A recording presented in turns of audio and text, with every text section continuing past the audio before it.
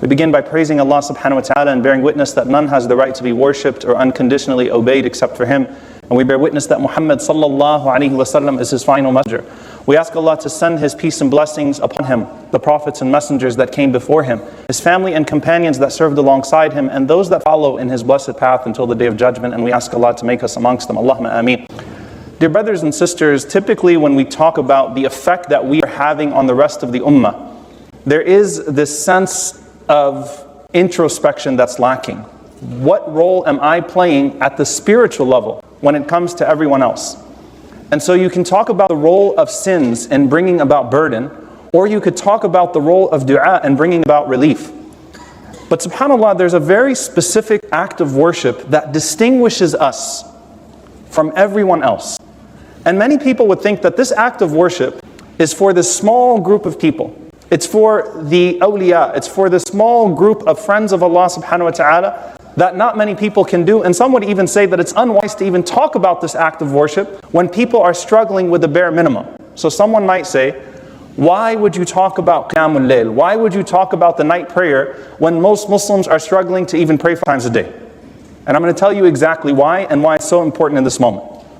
If a person is not praying 5 times a day, then it could be that they are a source of sin upon this ummah.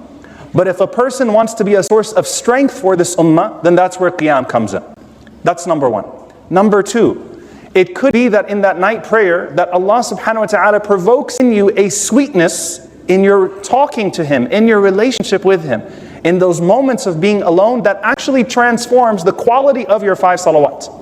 If you learn to enjoy your qiyam, if you learn to enjoy 2 rak'ahs at night, that can actually transform all 5 of your prayers during the day. Because you actually would have had some meaning in it and you're not thinking about everything that has to come and everything that you have to do. Inna nashiyata al-layli hiya ashaddu wat'an wa aqwa muqila. Allah Azza wa Jalla tells the Prophet sallallahu alaihi wasallam that verily the night, and in the night it is a time where you can develop greater strength and you're less distracted, because inna laka fin nahari sabhan tawila. There's so much that you have to do during the day.